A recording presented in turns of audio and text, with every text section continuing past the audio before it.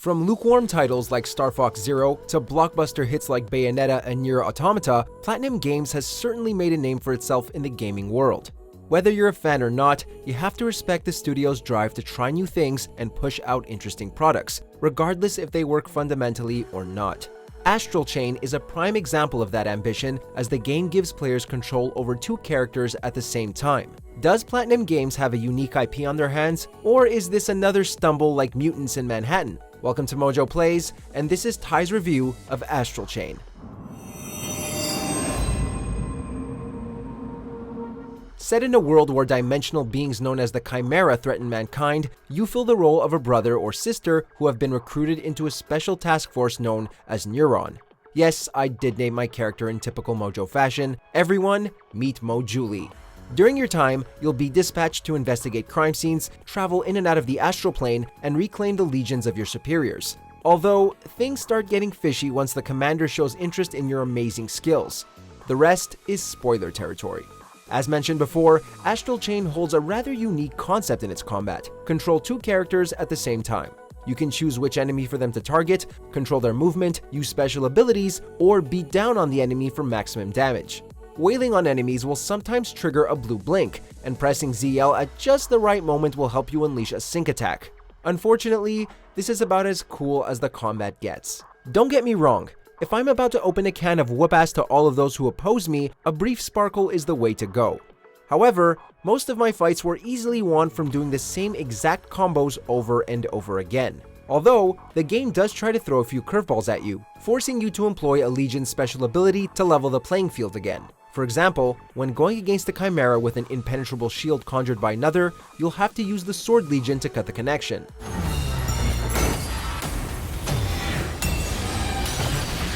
On paper, this keeps players on their toes and makes fights intense. In execution, it's just a pain in the ass since you have to worry about being close enough to cut the connection while trying to avoid every enemy around you while making sure your aim is angled correctly.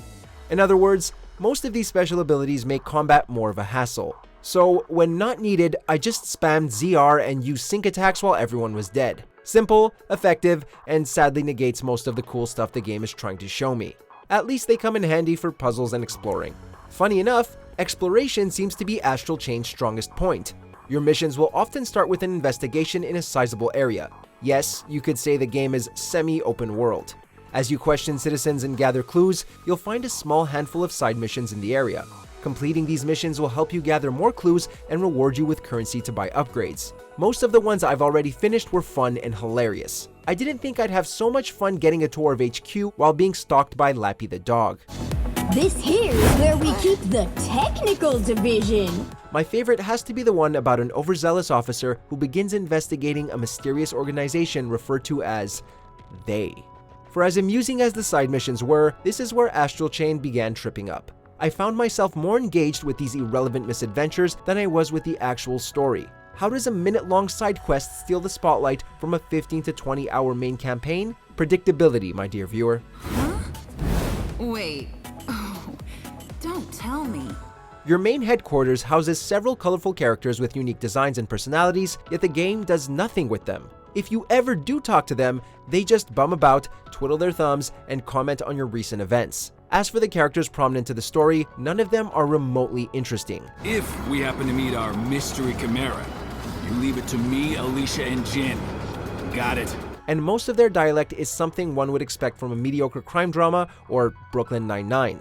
They're about as memorable and unique as a pizza box, and the only reason I remember any of them is because I started naming them after other characters. Jin is Jin Kazama from Tekken, Akira is the descendant of Akira from Akira, and the player character's father, Max, is Maxie from Goofy Movie. At least Marie had some kind of life inside her, leading a double life as Lappy the dog while taking care of paperwork and sanitation.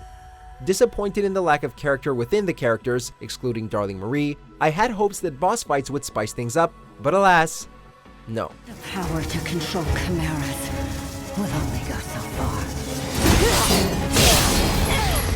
Bosses failed to provide much of a challenge. Once again, mash ZR, dodge on occasion, and sync attack when possible. The fight is over in a matter of minutes.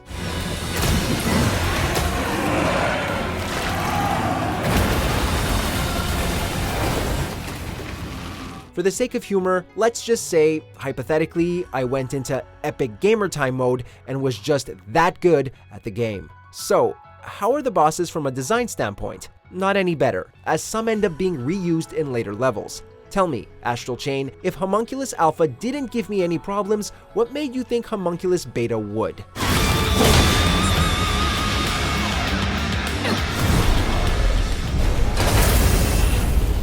I will admit, I didn't come out of every fight unscathed, but it wasn't because I faced a tough enemy. The real threat was the freaking camera. If you were to ask me how many times I fell off the map or got sucker punched because the camera was drifting somewhere else, I'd ask you how many licks does it take to get to the center of a Tootsie Pop. Exactly. We may never really know, and I sure as hell don't. What's even more shocking is Astral Chain's performance. Mind you, I'm not expecting 60 frames per second for a game as graphically demanding as this, but I wasn't expecting this many frame drops either. There were many times where Astral Chain chugged for a split second, which sounds like a trivial thing to scrutinize, but when experienced personally, it's uncomfortably noticeable. I'm not going to sugarcoat it. Astral Chain isn't a great game. While it boasts an abnormal approach to combat and exploration, that is its only appeal. This isn't to say that Astral Chain is a terrible game, it's just disappointing. Enemies and bosses don't do much to keep the fire burning, side missions are significantly more entertaining than the lackluster main story, and the camera is about as stable as a found footage horror movie. And yet, despite all of my problems with it, I can't say I don't recommend Astral Chain. When approached as a power fantasy, the game can be kind of fun. The intro showed Mojuli in the most badass way possible, and I watched to see her adventure through to the end. Just because it doesn't do anything impeccable doesn't mean it's incompetent in everything. It's just more of a niche crowd.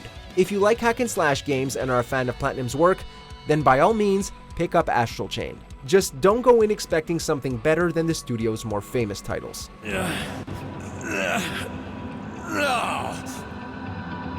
Damn. Do you agree with our picks? Check out this other recent clip from MojoPlays, and be sure to subscribe and ring the bell to be notified about our latest videos.